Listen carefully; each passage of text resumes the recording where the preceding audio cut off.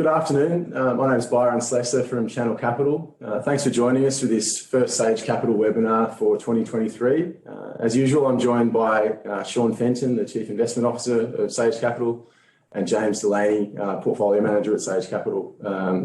Might move to a disclaimer slide, which we have. So yeah, can you take your time to read that maybe after the webinar, but I'll hold it there for a little bit longer. We might move to the agenda. So yeah, as you'd expect, we've filled the agenda with a lot of the topical issues that are facing markets at the moment. Hawkish RBA and Fed, sticky inflation, and of course some reporting season outtakes. And we'll have a discussion about the portfolio positioning and outlook for both Sage Capital portfolios. But I'll hand over to Sean and James to kick things off. So thanks, guys. Agenda-wise, yeah, we thought we'd have a look at reporting season. So running through that, it might just be worth recapping briefly just how we look at the portfolio and when we're investing.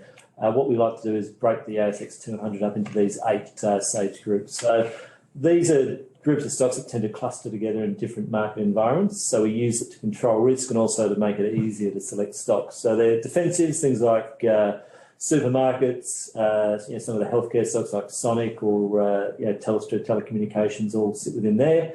Domestic cyclicals, builders, retailers, those sort of things that are really impacted by the domestic economic cycle.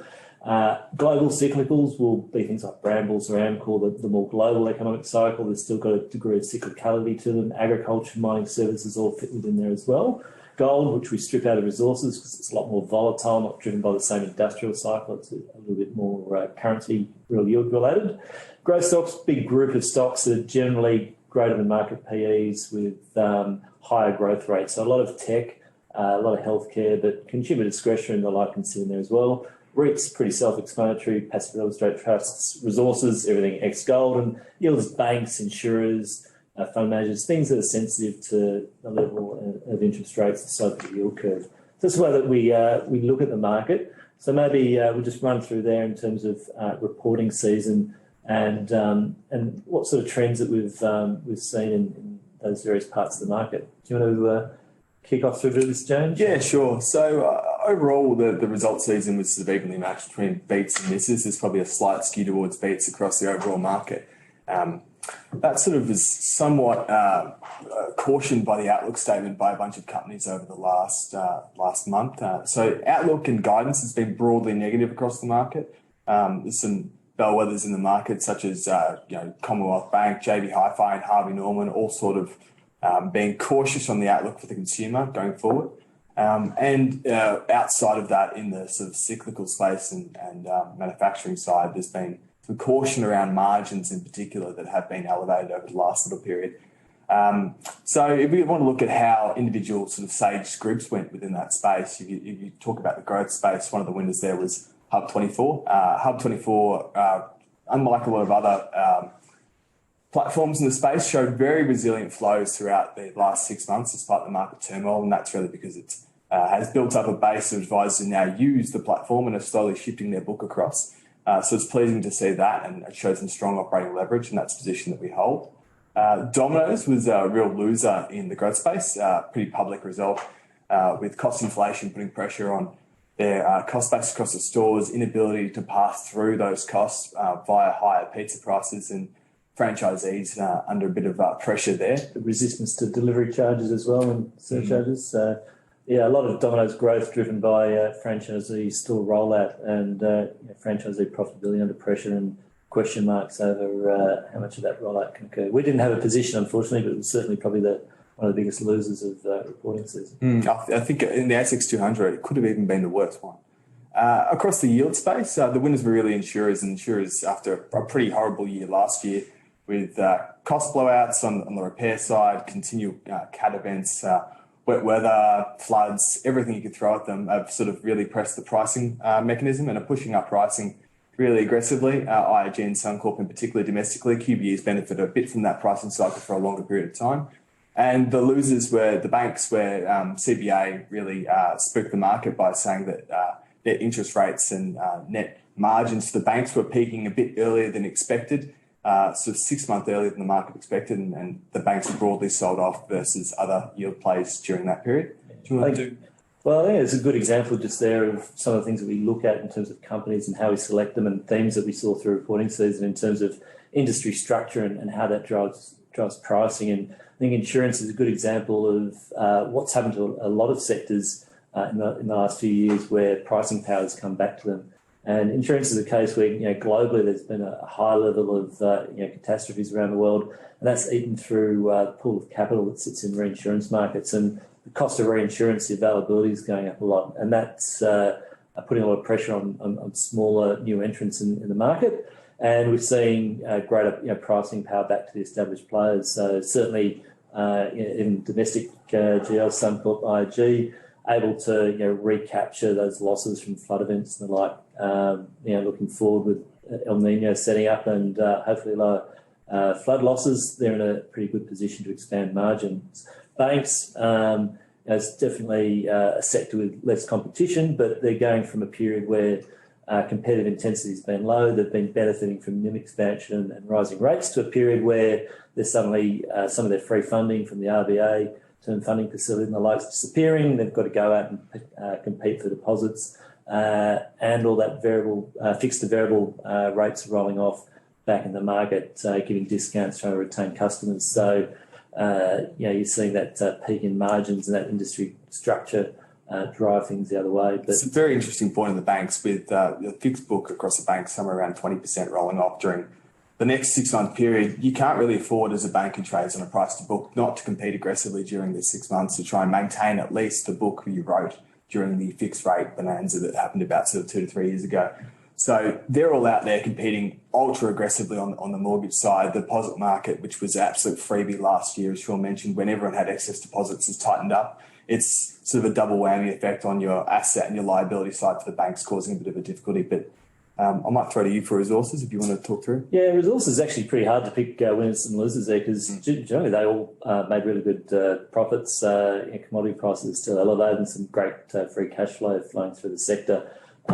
Certainly from the majors, BHP, Rio, etc. Iron ore prices still elevated.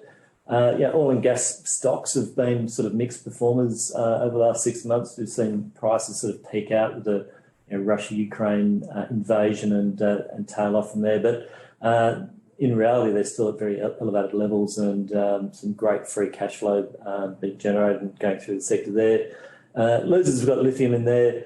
It's not so much that they weren't all making a lot of money, but probably more of cost blowout in terms of, we're seeing that also right across the resources space, is the cost of labour, the cost of moving dirt, crushing rock, with diesel prices as well is moving up. Capital costs are blowing out, and the lithium sector being generally in a stronger ramp-up mode in terms of increasing supply, is seeing CapEx budgets move out and operating costs lift, and probably a little less experience with scale mining and ramp up there as well, being such a strong growth industry. So there's probably a few hits around there.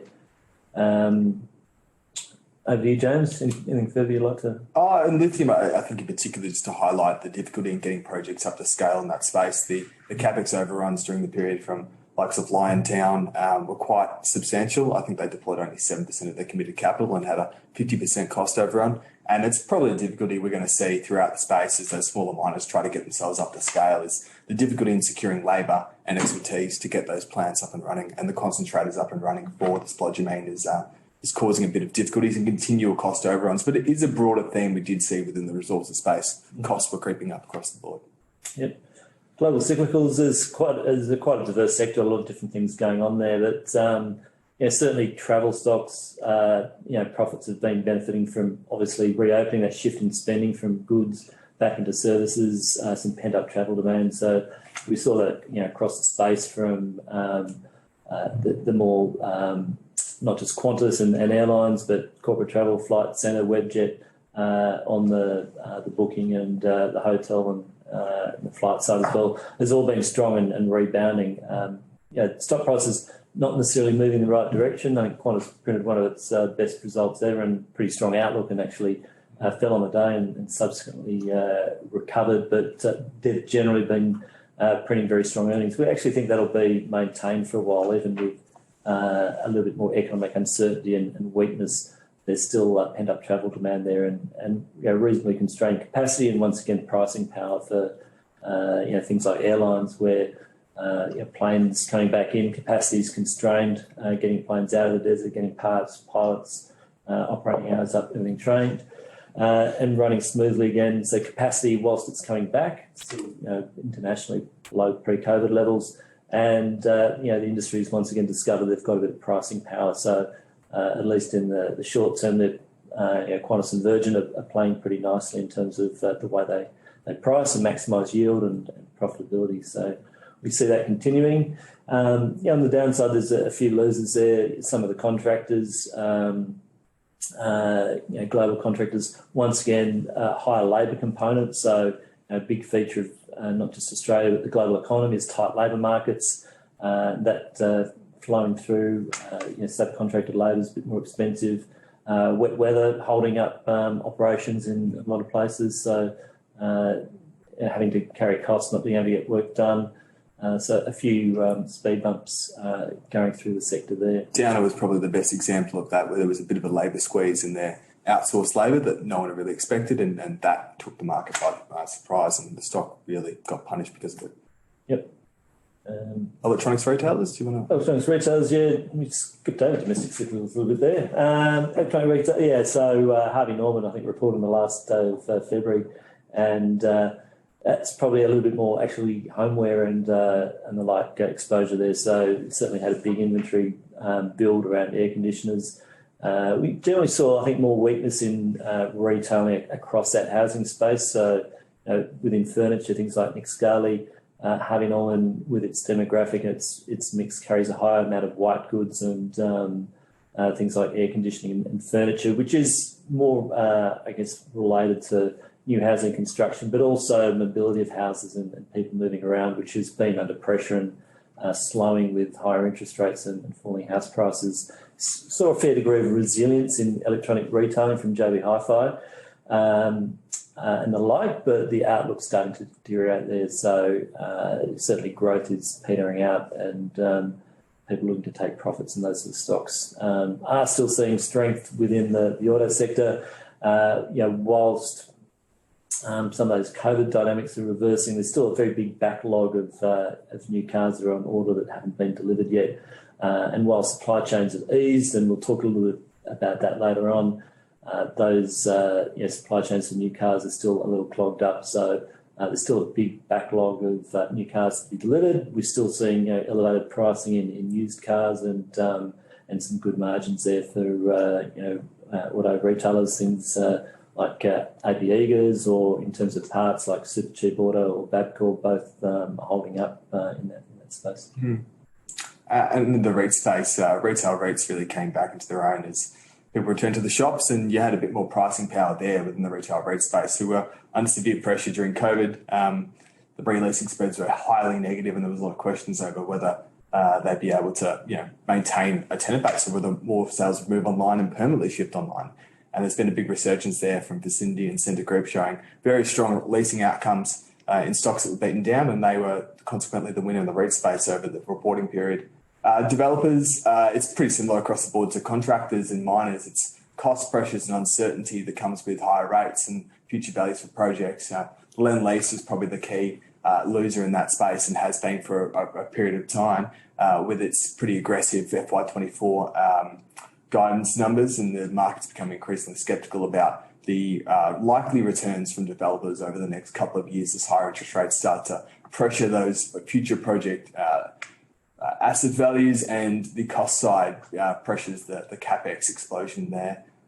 Within gold, Newcrest was a pretty easy winner with a takeover offer from a US peer there, so that was a pretty simple, clean-cut winner. The losers were older life mines, and something staggering is that you saw the likes of Regis and Santa Barbara in Australia actually losing money as a gold miner. You wouldn't think it's possible as a gold miner not to make any money, but gold mines do lose money, and it was a bit of a case there where some of the older life mines had cost overruns and caused decreases in production that leads to slippage in your total cash cost. That means you can just slip into that negative cash territory. It's a bit of a factor with some of the larger players too in the space. Evolution has a portfolio of mines with some of its mines are quite old towards the end of their space, and they were showing significant OPEX overruns and cost overruns and trying to get the material out of the mine. It's worth bearing in mind, a lot of gold mining is very low grade, and going underground, when costs blow out, then that really gets magnified when you've got low grade operations. And defensives, insurance brokers are clear winners. We were talking a little bit before about the insurance sector. What we're seeing is very strong gross written premium growth. So prices are being put up in all insurance categories around the world. Insurance brokers basically take commission. They get to grow on that top line. So steadfast Oz brokers doing very well in that sense, and they don't carry the underwriting risk or the insurance risk. So they've been good places to be. There's other clear winners there. I think telecommunications did pretty well with stronger mobile pricing. Once again, an industry dynamic where we're seeing less competition, pricing coming back there. So very rational behaviour again, like the airlines. Yeah, Optus, TPG, Vodafone, Telstra, all putting up mobile prices and driving ARPU up and margins for the first time in many years. Supermarkets also doing pretty well with food price inflation and helping expand gross margin. Not so many losers in defensives, but Star obviously stands out with some balance sheet stress that was coming through there. They've obviously been hit by regulatory interventions in terms of royal commissions and significant fines, and that's helped stress their balance sheet to the point where they've had to do a pretty significant capital raising to shore themselves up. So that's probably a fair summary of the market and what went on there. Anything to add there, James? Or? No, I think we'll move on. Okay, dokes. Well, we've been talking about this, and probably move on to here. So, moving on to reporting season, what's going to drive markets going forward, and looking at some of the big secular shifts that are occurring.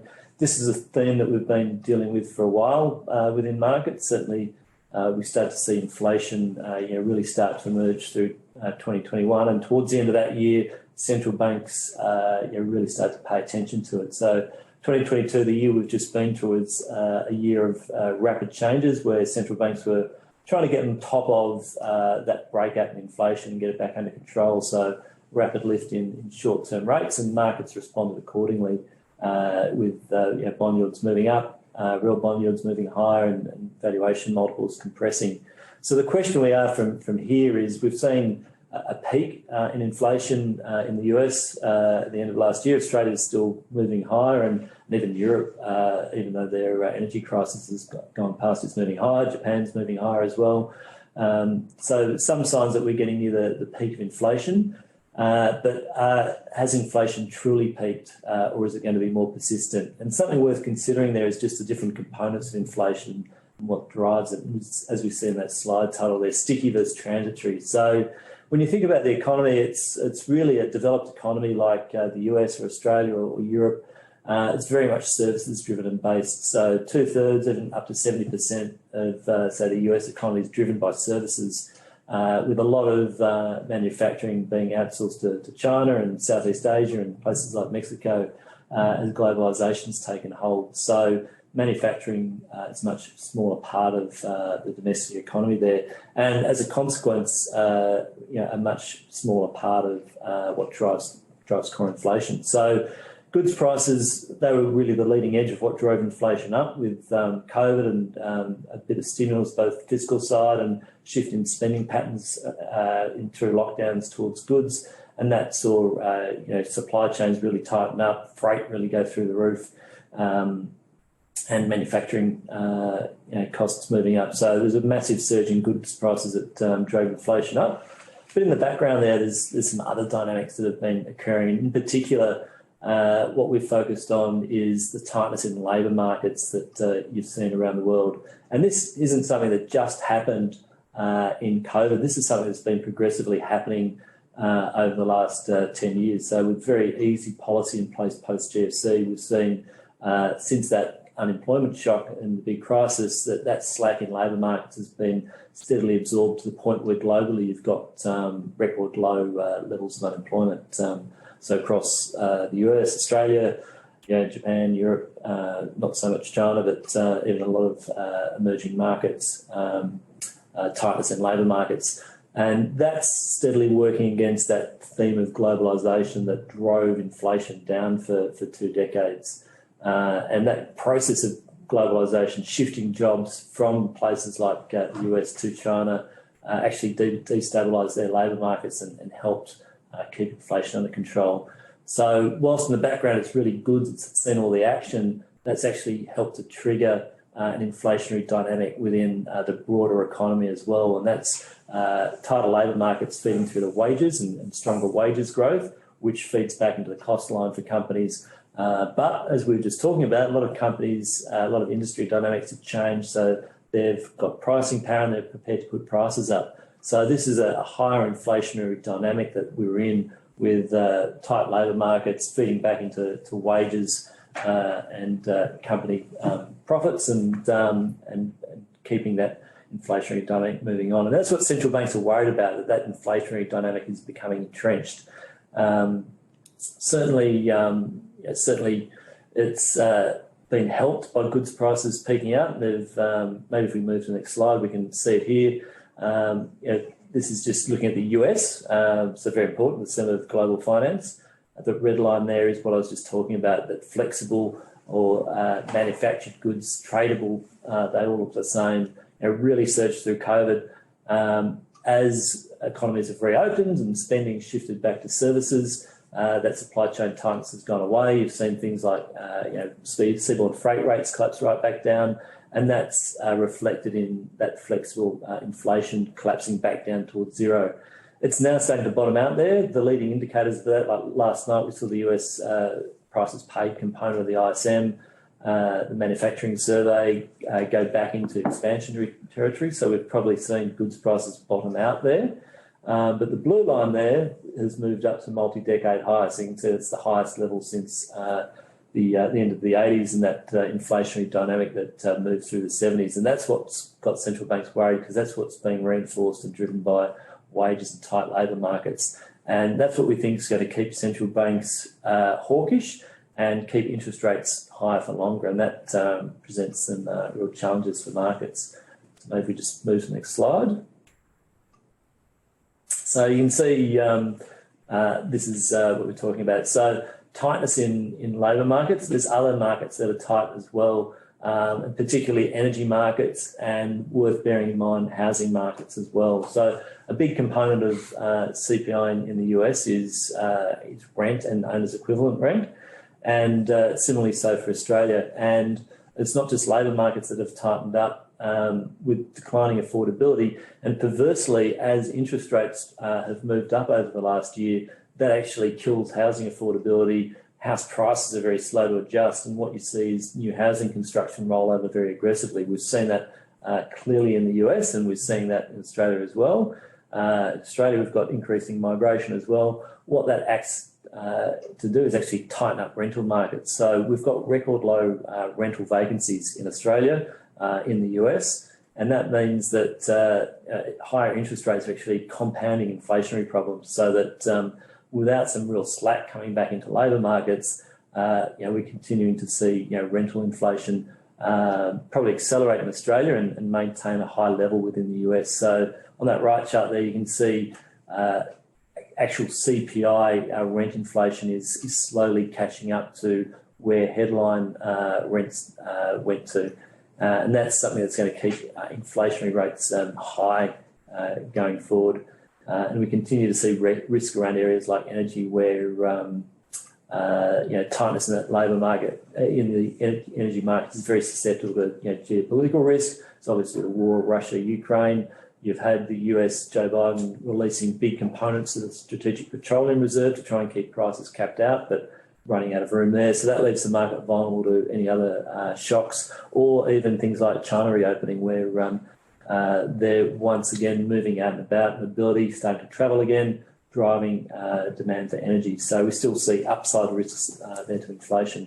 So moving on to the next slide, you can see what I was just talking about in terms of shelter inflation in the US. And this is something definitely worth keeping an eye on in terms of the persistence of inflation and how hard the Fed has to go in terms of getting that under control. So you can see the red lines, the vacancy rate in the US, and that's at the lowest level since the 1970s. And you can see the dynamic that occurred in the 1970s. So you had inflation, a few oil shocks there, higher interest rates, but those higher interest rates actually drove poor affordability for housing, actually suppressed new construction, which meant that that market never normalised. So you had a decade of tight rental vacancies, helping drive very high levels of CPI rent increases. And that's the risk that we're going into at the moment, that that rental component of CPI remains elevated and continues to feed off tight labour markets and wages. And that's why you listen to Fed board members speak, and they're committed to doing what it takes to break that cycle. Unfortunately, breaking that cycle really means getting unemployment up to higher levels and a bit more of a recessionary dynamic. So that's what I think we're looking forward to in the back half of this year. Moving on there a little bit. So, and similarly, what does it mean for Australia? So I was mentioning the same thing in Australia. We've got the same dynamics. So, record low labour markets. And as I just touched on, governments have attempted to solve that issue of labour feeding through in terms of wages and maintaining inflation at a high level by rapidly accelerating immigration. So talk of taking immigration from where it was nowhere to 200,000 or 300,000 people. The problem with that is, as we we're just discussing, there's no rental vacancies out there. So that's probably going to accelerate those pressures on some of those big ticket items like housing and cost of rent, and actually perversely in the short term could actually make inflation worse. So we see the same risks for Australia. Obviously, the RBA has gone a little bit softer in terms of its approach to raising rates, and clearly the reason for that is we've got a different, we've got a higher level of household mortgage debt, but also different structure there, which was temporarily taken out of the scope with a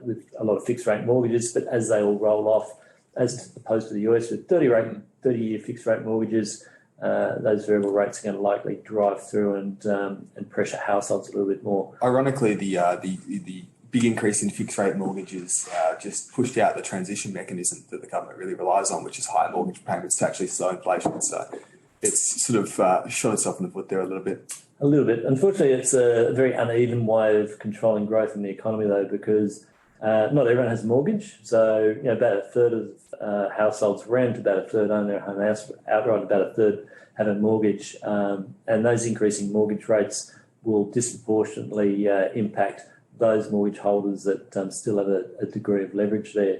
So a very uneven way of putting the brakes on the economy. And it's something that we look at in terms of relative winners and losers across the economy as well. So I like that little cartoon on the right there. It's tough news for the banks. Demand for cash might go up. We're not calling a run on the banks just yet. It's, you never know where you'll end up. But so, as we're discussing, close to the end of that rate rising cycle due to that sensitivity of Australian households. But it's likely to still, we still expect a few more cash rate rises within Australia. And I think most importantly, it's just going to stay higher for longer because it does take a while for these dynamics to move through. But essentially, that policy tool works, as we were just discussing, by getting some slack back into labour markets. And that means causing pain in the economy, causing enough pressure on those households that they stop spending, getting aggregate demand back far enough that corporates who themselves actually aren't in stress, are reasonably undergeared or have long-term hedging policies in place, get them to actually pull back on hiring and employment and their own spending. And by the time you've done that and it becomes obvious, it's too late. You've set in train a negative dynamic that's hard to break. So that's the way policy usually goes. It's like boiling a frog, and before you know it, you've killed the frog. And that's probably where we'll end up. So we see elevated risk of recession through global developed markets and Australia as well. And that risk starts to really accelerate through the second half of this year and into 2024. So moving along, James, you want to talk through this? Yeah, sure. This is a slide we sort of shared about a year ago. So the growth valuation trade-off at that point in time wasn't really coming through the market. You had, at least in Australia and to a lesser extent globally, ultra low interest rates, which have moved up substantially over the last year. And the chart on the left sort of shows you the growth valuation trade-off, what you'd expect, and how in a market with ultra low interest rates, with stocks that are growing, 2.5%, 5.5%, how those stronger growing stocks with high EPS growth can get valued almost infinitely with a 0% risk-free rate. And we saw that early last year when there was a massive explosion in the tech market as real rates started to move up across the board. And just to sort of look back on how those higher rates have affected the market over the last year in terms of the returns of the ASX by our Sage group. So if you were to just look across the market, Sage groups, and you weight them by their market cap, not our stock performance, the biggest loser out of this so far is the REIT space, as you'd expect, is higher interest rates, pressure cap rates and valuations in that space, and everyone gets concerned about gearing levels with falling asset values. The second worst space has been the growth space, which again you'd expect because, as the chart on the left shows, high growth stocks are increasingly sensitive to higher interest rates, particularly at the beginning when you have interest rates going from 0 to 1. Domestic cyclicals have been a bit of an underperformer. I think that's some of the concerns that Sean was talking about previously about where the economy goes. There's a lot of building stocks within those domestic cyclical categories that have also been hit by, or the Australian building space has been hit by a combination of slowing permits and slowing builds as well as cost overruns. It just put a lot of pressure on those names. Defensives, there's actually just a small movement there, probably just market risk related. And the real winners have been, surprisingly, resources, but a lot of that's probably due to the China reopening that we've seen over the last decoupling of China and different policy cycles. Yeah. And the yield sector you'd expect to be positive. As generally speaking across the yield sector, there's a positive relationship between the slope and level of the yield curve and how you'd expect stocks within the yield sector to perform, like insurers, computer share, and even banks. Yeah, not uncommon to see resources still performing well at this stage of the cycle. I remember back in 2008, you still had very strong performance of resources companies through the first part of that market because real demand was still hanging in there and commodity prices were strong. The oil price was up over $100 a barrel. And it's possibly a similar dynamic now where they're just very late cycle. So, but to an extent, China decoupling. I think we have seen probably the bulk of the valuation effect on markets and market performance, and that real yields have now moved up quite a long way. Nominal yields have moved up a fair way as well. Not sure the market's completely adjusted to maybe the permanence of that normalisation in real yields, where QE and monetary suppression post GFC set the benchmark for a decade of multiple expansion. So, to the extent that real yields persist at a more normalised level, I think there's valuation risk still across the market. But what we really focused on going forward is how earnings are going to change as we move into a potentially recessionary environment. And that's where resources can be very volatile and really flipped around. If you don't get China decoupling and you get a little bit more of a coordinated global recession, then resources are the most cyclical part of the market and possibly ground zero there. So that's an area where we're very cautious about. I think the recent economic data in that space too, with the Chinese PMIs bouncing back from a lockdown period, and the US still pretty weak, Japan, Korea very weak too. So there is really a disconnect between those two markets at the moment. So it's interesting to see where China goes from here. Yeah, policy meeting, I think, this weekend, going for a couple of weeks. So it'll set the tone for where China's going in terms of whether they throw more stimulus at problems or go through a period of structural reform that they've been focused on the last couple of years. So moving along, so this slide is here to really just emphasise to you that whilst we've been talking about where the market's going, positioning, relative winners or losers, we do that in a very risk-controlled sense in the portfolio. So once again, these are the 8 stage groups that we've just been focused on discussing and just showing our gross and net exposure there. So the objective in our absolute return fund and our equity plus fund, the active weights there, is definitely to drive returns from a range of stock selection and focusing more on the relative winners and losers within each of those groups, certainly than taking big systematic tilts to either to market risk factors or necessarily putting all our eggs in one basket in terms of the outcome of the economy there. So, for example, we're talking about risks around resources, but you can see that's there's some significant longs and short positions within there to try and add value, but not taking a big tilt one way or the other, similarly across other spaces in the market. So our views, I think, are probably driving a little bit more of a conservative tilt in terms of the way we're looking at earnings. So we want to really find companies that either they've got strong balance sheets, those that are less influenced by the economic cycle. So from within growth, we've got a bit of a preference more for healthcare style stocks like CSL or ResMed, as opposed to those that might have some more economic sensitivity around their growth rates. Within yield, we want companies that don't necessarily have high credit risk, so the insurers fit the bill there. And pricing power, particularly. And pricing power, and that's another feature. Companies that can withstand an economic downturn and relatively outperform because they've got more pricing power. So even within cyclicals, we prefer some stocks like Qantas, where you've got a pretty well-behaved duopoly at the moment, or even things like within domestic cyclicals, Ampol, in terms of lack of refining capacity globally, and as we go through the energy transition, the likelihood that we have elevated refining margins for an extended period. So we're reflecting those views in different aspects across the portfolio. So the aim there is really to drive uncorrelated pure alpha from stock selection and not take big tilts to the macro environment or market style factors. I think we're getting towards the end of the slides there. That's just a bit of a recap of what's helped drive returns over the last 12 months. So not surprisingly, yield, as we've focused on a rising yield environment, some of our long positions there like QBE and Computershare with large cash balances and big lift in margin income from higher rates have been big beneficiaries there. Some great stock selection within gold. So I mentioned Newcrest before. It was starting to recover anyway. We quite like the high copper exposure that it has, which really helps keep its costs under control and almost puts in a negative cash cost with those copper imputations for some of its mines. But Newmont making a bid was very welcome. Perseus, one of James's favourite stocks, done very well.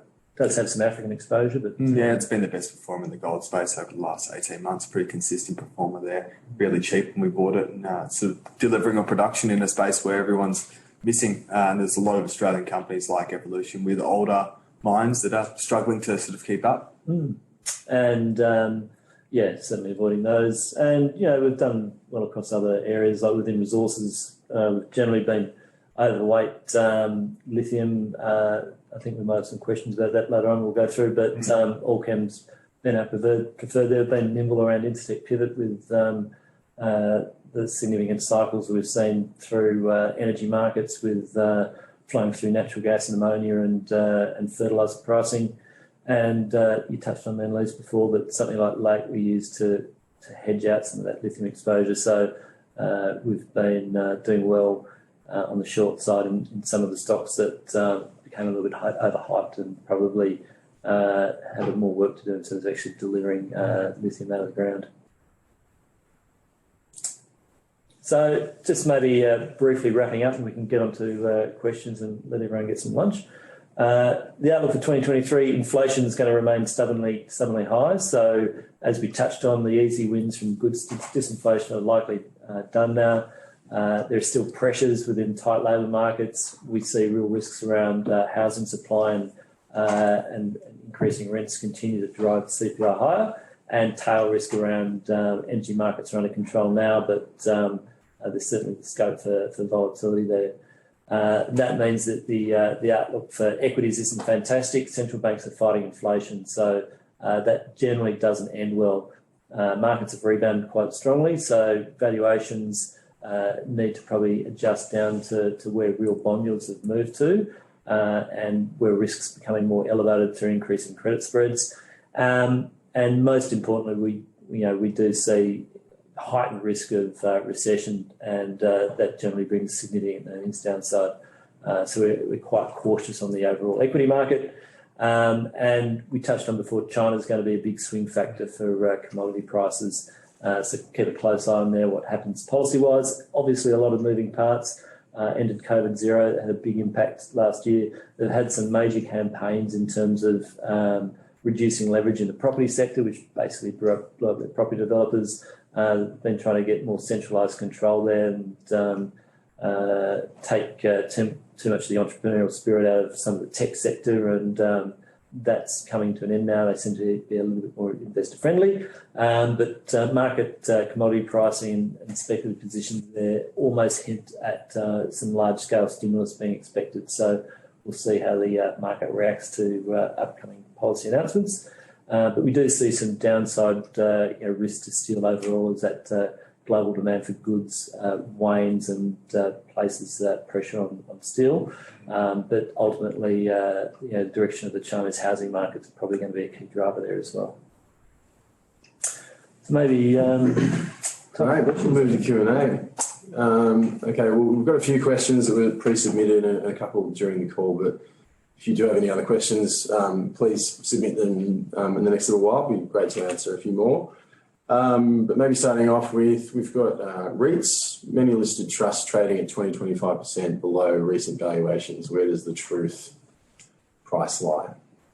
I might throw that one to James, and he's our resident REITs analyst. There's interesting sort of scenario there where some of it, on average, they're probably trading 20-25%. Some of the property names are trading at even steeper discounts. And that's more of a reflection on what's happening offshore than domestic transactions. The REITs market transactions domestically have held up reasonably well, and a little bit of that's country specific as Australia sits within a developed market Asia index for property, which also entails Hong Kong, and there's been a bit of outflows from that, so some redirection towards Australia. It's held up Australian values reasonably well. There is obvious signs of weakness in the office space in the US, and the Sanfran market with tech in particular has sort of put a bit of a dampener on the entire space. But things like Dexus that we were short throughout last year, we have closed. And I think net we're actually short a little bit of GPT in the office space because its valuation has held up a lot better. But it does get to points where things are trading at such steep discounts to NTA that you have to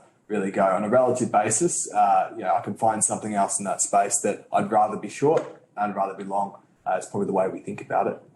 I guess there's the question as well as, is the NTA a real reflection of where values sit? Oh, definitely not. It lags. Value is a pretty slow to move. So we know interest rates have moved up a long way, real yields have moved up a long way, but cap rates have been very slow to move back out, and it tends to follow a cycle, and valuers tend to follow recent property transactions and turnover drops, and things are slow to adjust. So the market's pricing further cap rate expansion there. That's probably, if you actually tried to move stuff in a material way, it's there, but just slow to revalue down. I think the most interesting thing within the REIT space wasn't so much that the overall sector valuations versus their NTAs, but was the movements of some of the cap rates between different stocks within the sector, where there were some who actually took cap rates down despite the movement in interest rates over the last 12 months.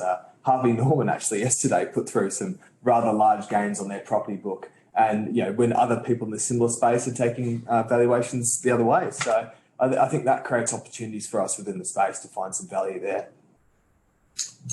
Thanks, James. So question on the insurers side. How do you think about the Lex Greensill type risk for IAG? Yeah, it's sort of a risk. I think IAG's addressed it pretty well in the sense that they don't have direct exposure there. So it's testing my memory a bit off the top, but they had a business that did some trade receivable insurance for Greensills that they sold to Tokyo Marine, and they sold it with all liabilities from there going onwards. So IAG don't directly have that. Credit Suisse, I think, lost a bunch of money there and are trying to reclaim that. So it's pretty standard practice to join everyone ever involved in a suit and try and reclaim that. But IAG seemed pretty adamant they actually have no exposure there. I think too, from a capital perspective, it's important to add that they do have a lot of excess capital sitting there from the business continuity provision they raised during COVID, which they look to have won the final court case on, so should be able to sit there as an excess capital buffer should anything happen, which would more than offset the likelihood, if Greensill does end up falling down on them, would more than offset that risk. But in terms of what it means to the overall insurer space, there's often pockets like that can crop up, but usually they're covered by reinsurance. The Greensill case is quite unique in that regard, that it's not. So it does put a cap on their capital outlay from one-off events like that. It's probably fair to say insurance is probably one of the most opaque sectors in the market. You are relying not just in something like that, but you're relying on actuaries and their assessments of losses, and particularly some of the longer tail classes, not so much with motor and home. But it's also fair to say that that's reflected in the multiples that you pay for them overall. So, insurers, banks have inherent, tail credit risk. Insurers have a degree of complexity and opacity there, and I think that reflects both of them trading on lower multiples to other sort of industrials. So I wouldn't say IG is particularly more exposed than anyone else in that space. Thanks, guys. So a couple of questions on resources in general. So about prices being still quite high, even if they have come off: iron ore, aluminium, copper. A couple of questions about lithium as well, preferred stocks in that space. And then another question specifically on AWC. So I thought I'd just sort of put a few of those together to get some comments. I'll remind you if you get any questions. Which one do you want to start with? I can do lithium if you want to take the rest after that. Make it simple. Sure. Well, there's some big dynamics obviously going through commodity markets, and one of the major ones, obviously, the energy transition that's occurring. So the shift from fossil fuels to electric vehicles, and that entails a whole range of things. It involves more renewable energy, so that's more wind farms and solar. That's a lot of rare earths going there in terms of magnets, and particularly for windmills. You've got the actual electric vehicles, where there's a much greater proportion of metals within them. So obviously within the batteries, things like lithium, but also cobalt and copper and nickel as well. And a lot of nickel. The actual car bodies substituting a lot more aluminium to get the weight down relative to steel. Even power infrastructure, you've got high voltage power distribution, you've got aluminium penetrating there, but obviously copper going in there. So there's a fair bit of research that's been done that points the finger at various areas of constraints in terms of actually delivering that. So lithium availability for batteries. Probably the big one is as those things ramp up, copper availability going forward. So generally those industrial metals are driven by the broad industrial cycle and can be quite volatile with it. But with this transition going on in the background, it's creating a different dynamic. So the question for a lot of those going forward is what overwhelms there, the structural growth rate or some of the cyclical drivers. And it's worth bearing in mind that a lot of those things have been booming. So I think the average cash cost for spodumene mine in Australia is probably $800 a tonne or something like that. The lithium, Pilbara were doing some auctions at about $7,000 a tonne. Since then, the price has come back to maybe 5.5 to 6. So a massive incentive to continue to produce and expand and bring more mines in. The issue with that is that it only takes small shifts in supply and demand to create a lot of volatility there. And we've seen some of that through the last year. So there's a real step up in EV penetration in China, in Europe last year, and that was helping drive really strong demand for lithium-ion batteries and lithium that we saw in that rapid rise in prices.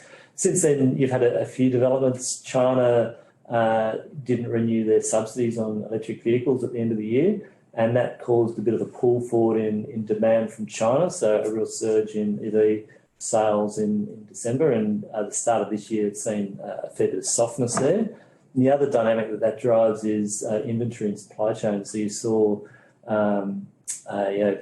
battery makers, cathode makers really trying to build up inventories of lithium as well. Prices going up drives speculation as well. So when that dynamic shifts, even though it's a subtle shift, suddenly there's inventory destocking, and you see what you're seeing at the moment, which is lithium prices actually pulling back quite sharply. And that's why we try and be a little bit more nimble in terms of the way we trade it. So I mentioned earlier on, we've done well from being long lithium stocks through a lot of last year. We're probably net short lithium at the moment. That's tactically around the fact that supply hasn't really surprised on the upside, but just in the short term, inventories seem to have been built up, and you're just seeing a little bit of drawdown there and a little bit of normalisation. And prices can move a long way in the meantime there. So we like the longer term dynamic, but we see some short term softness. So we'd generally be looking to re-enter at lower prices. I think too within the lithium space, it's important to say that over the last year we've generally been long entirely been long the producers within that space and been short the explorers, and the explorers have a lot of them extrapolated their values out very aggressively. Even Pilbara, who now has a successful mine, had serious capex overruns when the labour market was nowhere near as intense as it is now. And we're just seeing slippages from all these explorers in Australia, in particular, who promised the world and have failed to sort of deliver in a lot of cases. So even within a sort of a sort of neutral basis within lithium, we've got a preference for the producers and a short preference for a lot of the explorers. And I realise that those explorers are probably more heavily shorted than the producers, but they've also got significant retail followings that have really pushed up a lot of those valuations to levels that aren't really reflective of what it takes to get you to that production phase. Yeah, so they're not pricing the risk and the time to and where prices might be when they come to market. We've touched a little bit on steel. As I said, that's got some exposure to global manufacturing demand, but we'll wait and see where China policy really washes out on that one. Aluminium, copper, industrial metals, but also involved in this transition. In the short term, copper's probably a little bit more beholden to industrial activity. A fair bit of it goes into new housing in terms of wiring and plumbing. So with that weakness in housing short term, there's probably some short-term weakness there. It'd be really interesting to see how the market reacts to that, though. We saw BHP take advantage of that last year and bid for Oz Minerals and increase its copper exposure. So we probably don't see, well, there's not a lot of copper stocks left, but probably not too much downside there with a strategic positioning long term. Aluminium's an interesting one, which aluminium is basically energy. It takes a lot of energy to turn bauxite into alumina and into aluminium. And that's really been swung around by obviously the volatility in energy markets through Europe last year with Russia invading Ukraine and then stopping gas flows from the Nord Stream pipeline into Europe, and that scramble for gas to maintain winter heating through Europe and massive spike in energy costs there. So that's a lot of curtailment, a whole range of things from fertiliser production to aluminium production. Saw aluminium and alumina prices really spike up and come back. They're starting to recover now. As I said, aluminium's got a great future as a green metal, both in terms of its composition within, say, car bodies and lightweight material, within high voltage power transmission, but the fact that it's recyclable and easily recyclable as well. Once again, the big swing factor in aluminium is actually China, where all the excess capacity sits and where they sit in terms of whether they're net importing or exporting. So at the moment, China's not exporting. Aluminium price, alumina is recovering. We've seen gas prices normalise, electricity prices normalise. That will help flow through to things like caustic soda that goes into production there. So for a lot of the aluminium producers, it's probably looking a little bit rosier going forward. So Rio Tinto's got exposure, South32, AWAC, pretty pure exposure to alumina and a little bit of aluminium production. Once again, that balance between short-term industrial sensitivity and energy transition longer term. I think we've probably got time for a couple more questions. So one more about REITs, just asking about how Lendlease has struggled to be profitable relative to their peers, Goodman Group, GPT, Dexus, etc. In your view? It probably goes down to the way they account for a lot of their development revenue. Lendlease take development revenue probably more aggressively in terms of the way they account for it through their numbers. So it means that someone like the Goodman Group leaves a lot of slack in their projects for where their development profits are taken as to where they think the final value of the projects is.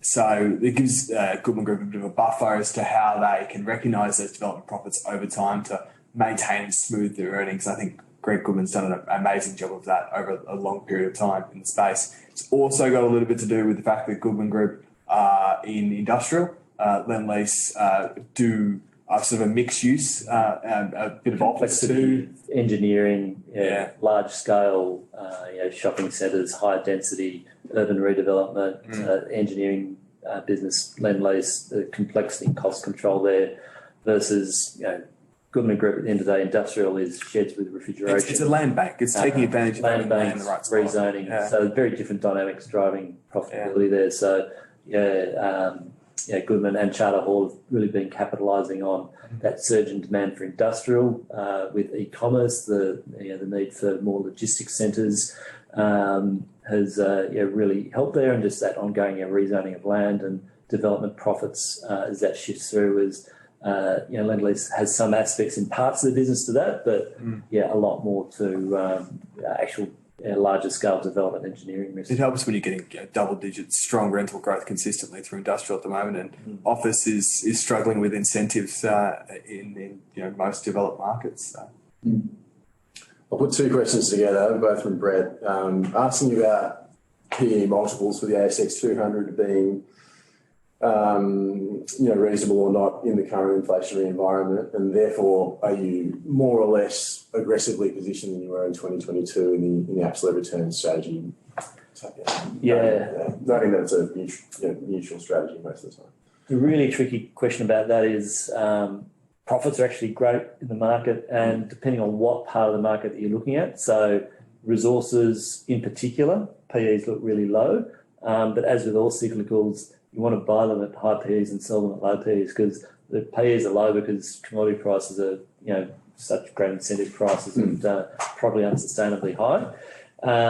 Banks also reasonably low PEs, but as we were talking about, they're over-earning and probably at peak earnings and have left tail credit risk. If you look at the market, industrials, ex-banks and resources, PE is probably a bit elevated and hasn't reacted fully to that lift in real yields. And as we're discussing, it's really the persistence of those real yields, and the market can be quite slow to react to those longer term structural changes. And it's still not really clear, when we get to the other side of this recession, where has inflation settled down? What are central banks doing?